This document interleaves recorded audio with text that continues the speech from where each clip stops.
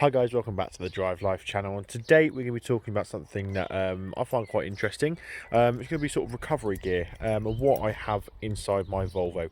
So I'm not going to beat around the bush, we're going to get into it. I've just had a new bit of kit arrive, so that's sort of what's prompted this video to be started. So when we talk about recovery gear, we're talking about stuff that we can sort of tow cars with, pull cars out of ditches with, that sort of thing. This car's rated to tow just over 2 ton, so it can tow any car, but can also got quite a bit of grunt for you to pull stuff out with. So and also in my line of work I'm quite involved with all this sort of thing, so yeah, we've got some kit in the car. So the first thing is the brand new tow rope. This was actually rated to £35,000. So thank you, car. So that's equivalent to about 14 tons. I haven't done the exact maths, but it's going to be plenty for this car. And the important thing when you're choosing a tow rope is that you have one that's approximately 3 or 4 times sort of capable of towing, or the brake strength of 3 or 4 times what your car actually weighs, because the forces that you're going to exert through that strap is going to be a minimum of what your car weighs, so it's always good to have that buffer. So we've got that there. Then this is quite an over engineered or overkill strategy, because I'd always rather be over prepared than under prepared. So we've got these bow shackles here. These again are rated to 15 tons or 14.75, I think.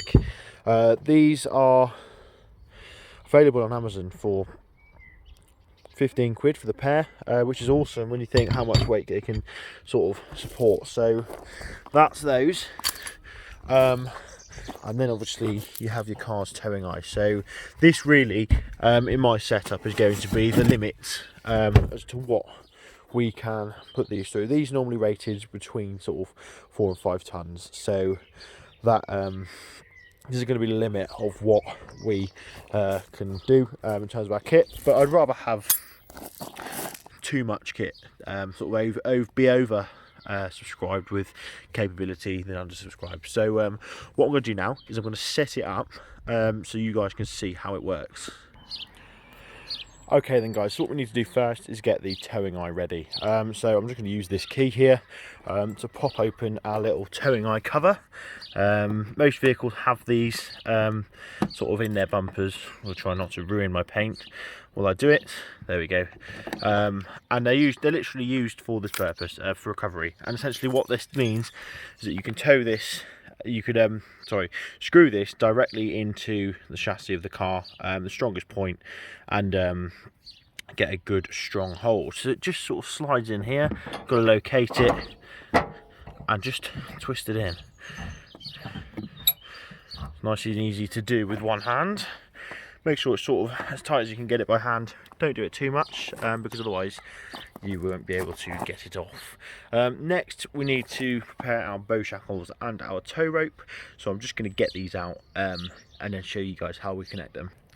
Okay then guys, so this is my Gear America tow rope.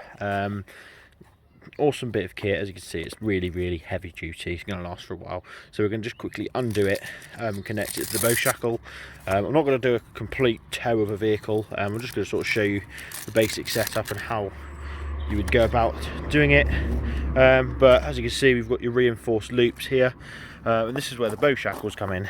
And what we do is we unscrew these. You can buy tow ropes with hooks and everything on that will literally go straight into there already, but they don't often support this much sort of weight, and like I said, I just like to be overkill with everything. So that goes through there like that, and then what we need to do is just essentially, apologies, you're probably going to struggle to see, there we go, get that in there like that, and we just need to screw it in. So just going to do that quickly. There we go, like so.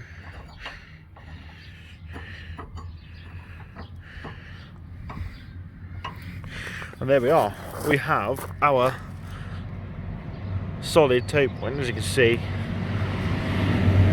wait for this tractor to go by. This this setup will move an entire car. Nice thing about these bow shackles is that they can't really reach the bumper. The tow rope protects it from that as well, so which is good. But yeah, like I said, you can probably with this kit alone tow up to 15 tons safely. But on this car it's a bit of an overkill, but yeah, like I said, it's always better to be prepared than not. So I'm just going to talk about the tow rope now. So this was an Amazon purchase. It was £30, and there's a bit of a deal going on at the moment.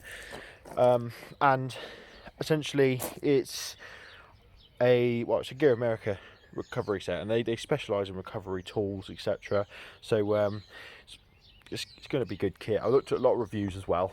It comes with a lifetime replacement, so you can do that on there, which means if it ever breaks for any reason, then you can just claim a free one back. They're also part of a charity as well, where they're sort of some of the proceeds from their sales of their kit will go to a charity, and then you also have your sticker there and a nice little bag to carry it in, because it's quite a hefty unit.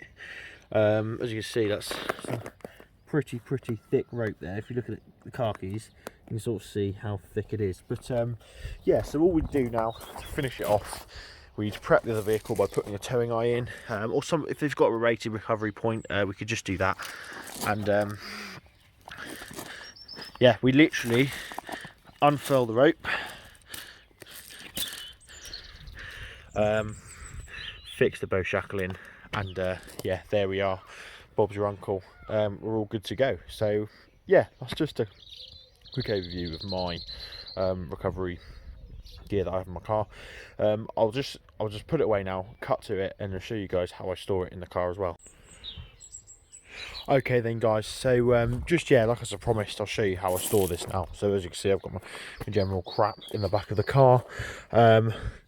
Shackles and towing eye are kept under the boot floor. In here, as you can see, also I've got a toolkit, some tie welding and a compressor as well.